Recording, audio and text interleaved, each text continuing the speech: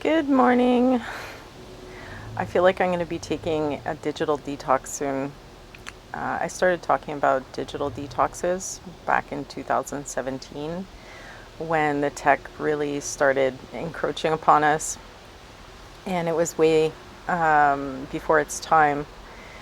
And people were kind of looking at me like I was crazy. And then slowly after 2020, people started talking about digital detox retreats and, really the value of putting down the phone and clearing the mind, right, from all the influences. There's an oversaturation of information out there.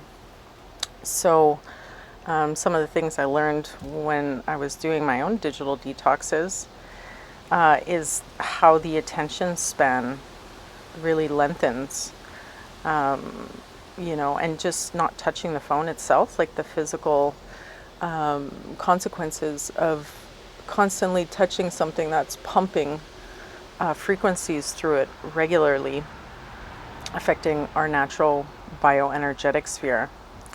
So, anyway, I'm going to be doing a digital detox soon again. I think it has to become kind of like common practice for the times that we live in to really come back into self, that reconnection, and really clear the field physically, mentally, emotionally. But for now, I'm still, I think, going to be pumping a few things through. It's strange how we go through different phases, and I think Uranus going into Gemini has really activated that communication, right? And we're going to have it's there for the next 7 years. So, whatever house it's in for you is going to be dictating where that communication, that extra amount of communication is coming in through. For me, it's in the ninth house. So, I guess it's all about lessons, ancestral information, higher learning, religion, philosophy, and all of that. And so this information is just kind of like it's pumping through.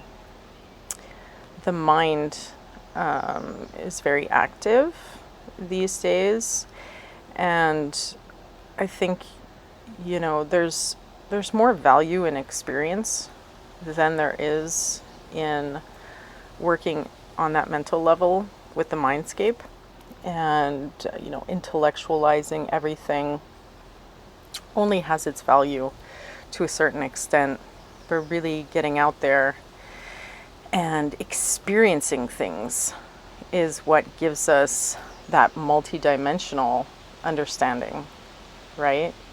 So, as much as I value that, I think it's a masculine impulse to really logically pick apart, like read a lot of books, pick apart the information, put the puzzle pieces together, and then, bring that information forward, has its value, but it's only one level of reality, right?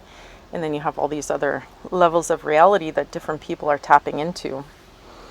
And so we have to understand their value, right? And when we can apply those different modes of thinking and modes of learning, the epistemology, right?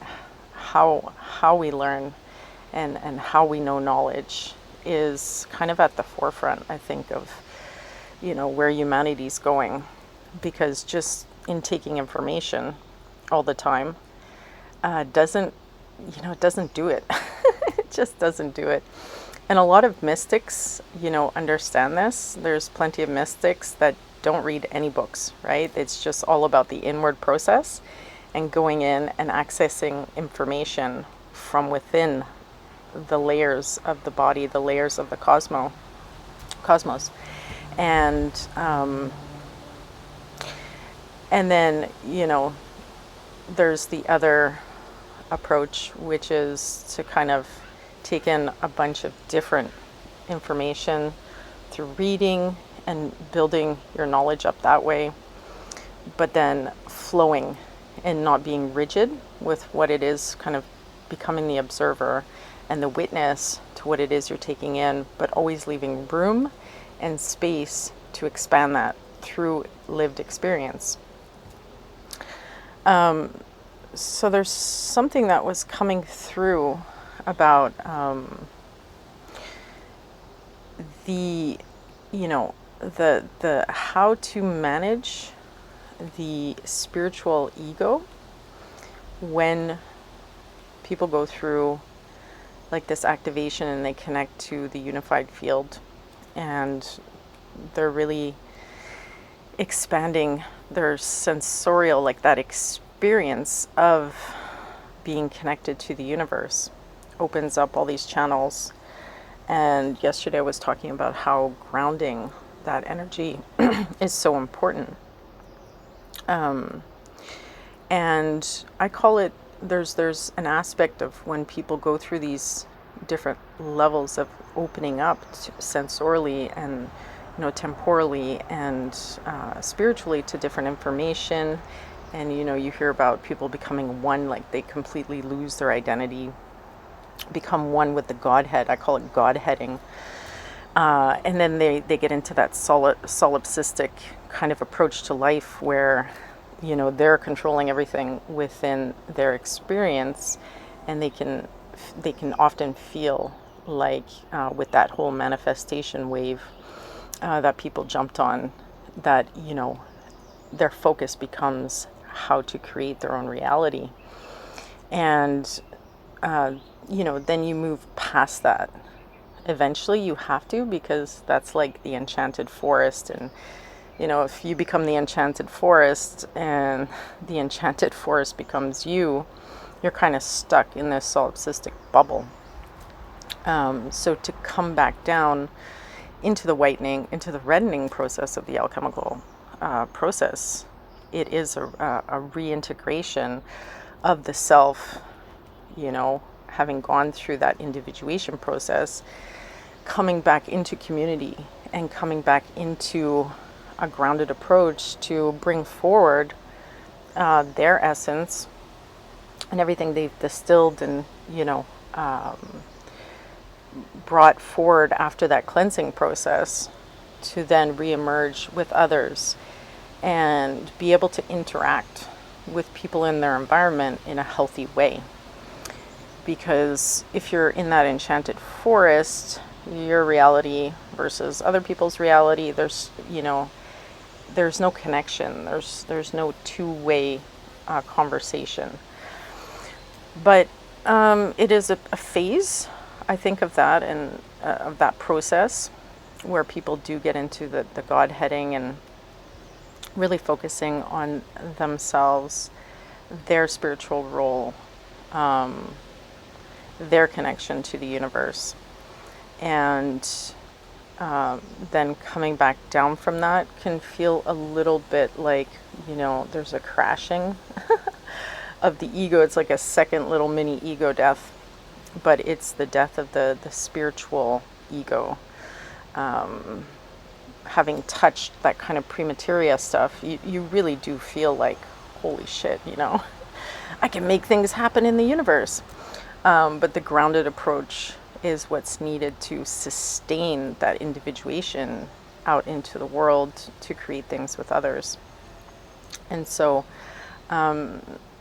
there are different ways which we can kill, I don't know if kill is a good word, let's say tame the spiritual ego when we go through that phase.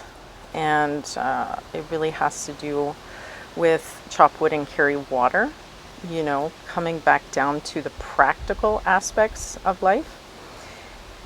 And I went to go see a shaman in the area here when I was really, really activated, and I was barely in my body. I was constantly in these astral realms, working through these different layers, connected to my intuitive self, connected to the archetypes, the mythological aspects of self.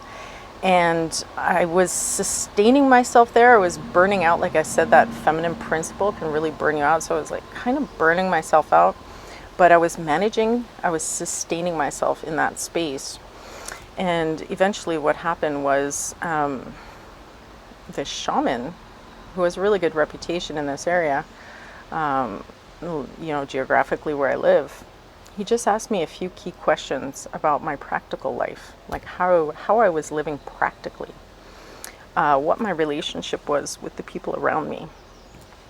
And that changed the whole direction of my focus, because I realized there was that gap between, everything that I was experiencing was so disassociated from my actual reality. So he brought me back into presence, and then I started refocusing all of my energy into establishing like my roots, the structure, the foundation, and my relationship with those in my immediate environment, rather than flying so high that I burn my wings, right?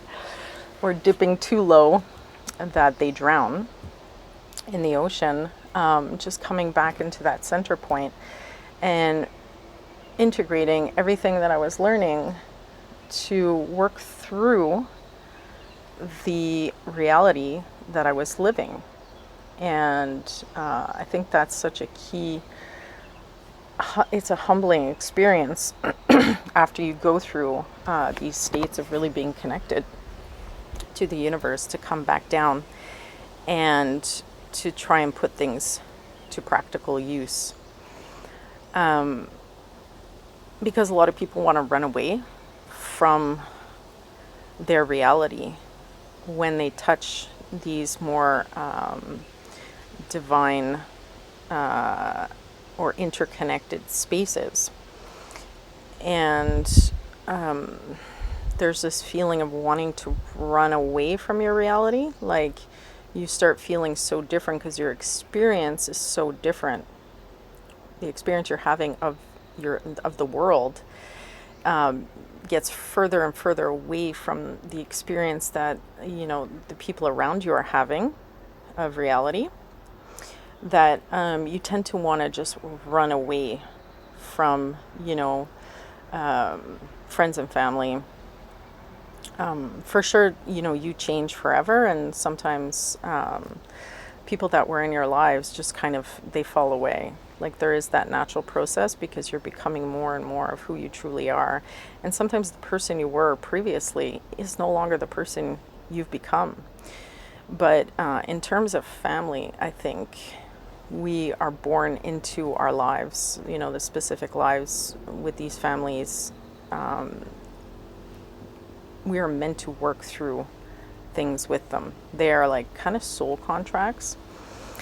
And when we try and run away from that, we disconnect ourselves from ourselves, because there is so many lessons that can only come through contact with certain family members, your immediate family.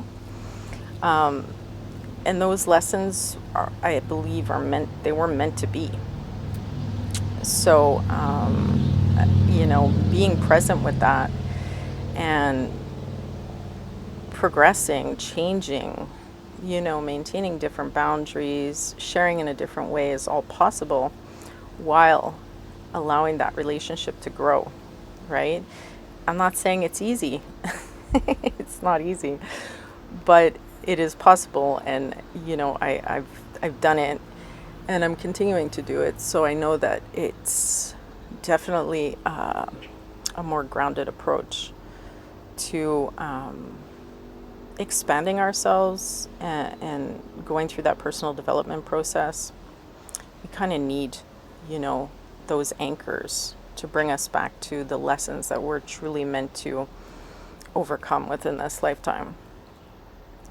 And then there's another sort of lesson I learned about, hacking away at often the spiritual identity that we've built up is a personality complex in itself.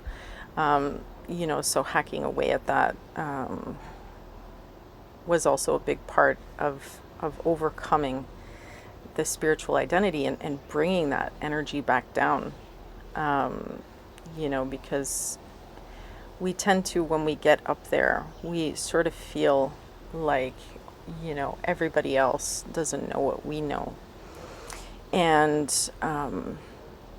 the truth is that everybody is, growing in the direction that they're growing and has a piece to the puzzle, right? So if we close ourselves off to the pieces that everyone else has to this great mystery, which is life, again, it turns inward to the point where it becomes solipsistic.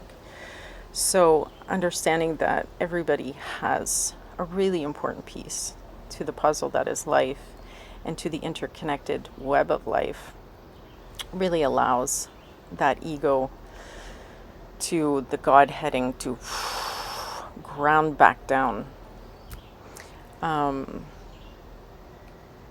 Another important part, using the masculine energy, masculine principle with this is crossing the Rubicon. Crossing the Rubicon was an idiom that was developed, I think it was 50 AD or something like that. But basically, Julius Caesar crossed the river, the Rubicon River. And when he crossed the Rubicon River, it was during the time where it was Roman law. And so this was seen as an act of treason, and it essentially sparked like a civil war. So there was no going back from that decision. And so I think there are certain times where we have to make decisions in life that they are moments of no return, right? Because if we leave ourselves too open, that masculine principle can't flow through to create and carve out the life we want. So as we distill everything and we gain contact with our authenticity and our essence, I believe there are more moments of crossing that Rubicon where you have to, you're confronting yourself, you're being honest with yourself, and whatever is being uncovered needs to get stamped into your reality in terms of, the decisions that you're making and the actions that you're taking, and getting those actions to most closely represent who you've discovered yourself to be. And so it's also part of the individuation process, is being able to stand out, to make a claim, right, about what you're learning, who you are, and to have conviction in that in order to really start to carve out your path. Because humanity, being part of that atavistic kind of, I like to call it's the oracle, when that feminine energy, that feminine principle comes in, the creative impulse, and we think of, people like, the oracles of Delphi, or just oracles in general. It's like being in an open state, like being in the womb of creation with no individuation. So you're receiving all information, right? Nothing's being discerned. You're just like a receiver in that feminine receptive mode to receive all this information, which then, people, important people would go and contact, like the rulers, would go and contact these oracles to get the information on whatever it is that they're inquiring about. And these oracles didn't really have a life, right? They were just kind of, the word blob keeps on coming up. I don't know. It's like, you can't really function if you're an oracle. Like an oracle is just too open. Like in order to stay in that state where you're open to, psychically open to the unified field and everything going on, there's a cost to that. There's a huge cost to that. Like the body burns up way quicker. and you're not really practical and you can't really function in this world, right? Because it's just too much existence on these other planes, right? In these other dimensions where you're just connected to everything.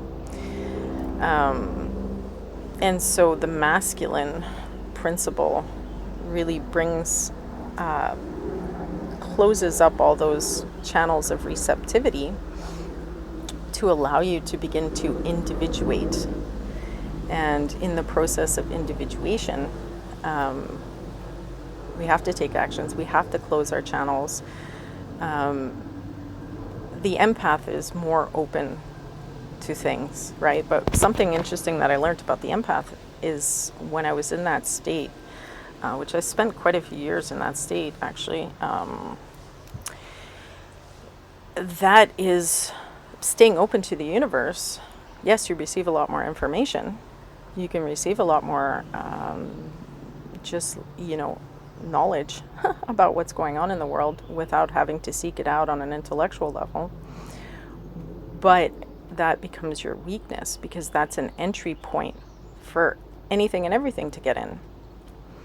So with that orientation, I understood that individuation is actually healthy, and it closes off all of these openings for us to be conditioned and programmed and influenced, by all these external forces that don't always have our best interest in mind. And just in terms of like soul development, right? When we're in that atavistic state, we're in that openness to the collective, and the energies are just flowing through. There's plenty of online oracles that are like tarot readers that just have their collectives, and then that they allow that energy from their collective to flow through them, and then they produce material based on what they're gathering, right? But that is, it is not going fully into the individualization where we're headed, where we have really healthy boundaries, and we're, it's part of the process, and I'm not saying it's wrong.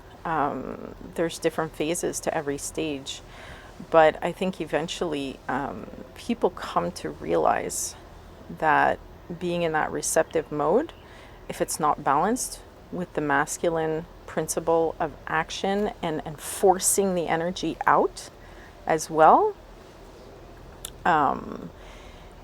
it burns the person up, and that's where they're left open to, what you can call spiritual attacks, or just being controlled into the hive mind, right? Because online, I mean, it's a huge hive mind, and it's really easy to disassociate from the self in the real practical world, the real practical sense of being embodied and living on this planet. When you go into those spaces, you're dealing with the ether element, and you're open, and you're allowing all of this energy to channel through you. So part of the healthy individuation is managing that aspect, and really grounding ourselves back down into the structure, the routine, and the relationship that we have with our environment. Going back to digital detox, for me, after I went to see that shaman and I understood that lesson, that was around 2017, I really started to place more value on my actual embodied life as a true reflection of, evaluating where I was vis-a-vis my own personal development, versus being able to tap into these states of like the oracle, or anything online. Like, online presence means nothing to me. What means something to me is how I'm living my life, and, you know, how I'm interacting with the people around me, and what I'm creating for myself here in the physical. I think some people, you know, can be working towards, they've been so physically anchored in their life that they are kind of working towards gaining a greater connection to what's without. And then you have some people who just come in having that connection, you know, completely open to the cosmic womb, and that are, you know, bringing their energy into the physical. So I believe it can be both. You know, there's so many different people out there, so many different charts, and so many different configurations of, you know, planetary elements pulsing through them to create these different blueprints. You know, and getting out of our galaxy, we have other influences, right? And the ancestral stuff, and what's in our blood, you know, what's in our bones. So I don't know if that's all I wanted to bring forward today. I think that pretty much sums it up.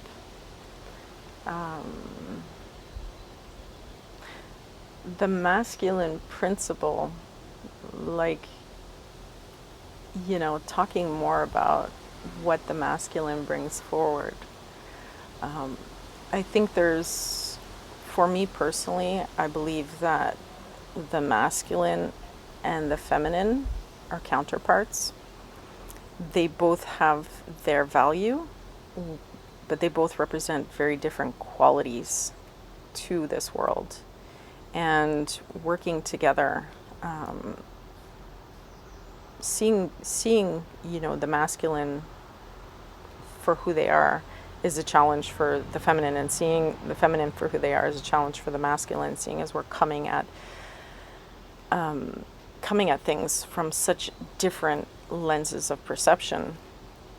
But I really feel like coming into balance and truly understanding, like coming into balance within the self, within those masculine and feminine energies, is going to bring about a different kind of revolution, you know, into the world, where we can overcome these challenges that have been persisting for millennia, you know, regarding war, regarding the slavery of humanity's creative potential, and an up-leveling of, you know, materialism, right? Because everything, society is so focused on materialism now, that the spiritual aspects, the true spiritual aspects have been, you know, squelched and just suppressed. Women typically focus on people, men typically focus on materialism. And so that, again, you know, when that comes back into balance, it's going to be a revolution of, you know, of civilization. And I think that's where we're headed. So I'm really anxious to see what comes of this, you know, this pendulum swinging back into this more, this feminine creative impulse, you know, running through us, and how that's going to bring that materialist perspective, you know, back into focus, back into balance with the creative principle. So I'm going to leave it at that, because I'm kind of just babbling at this point. But I'm wishing you all a great day, and I'm going to go on my digital detox soon, but I might pump out a few more videos before then. All right, take care. I almost forgot, you can reach me at inspiringplayfulevolution.com. I look forward to speaking with anyone who is interested in delving into, these systems of gnosis, to better know thyself, and just to support people moving through different life initiations. I love to work with people one-on-one. If you'd like, you could check me out there. Take care.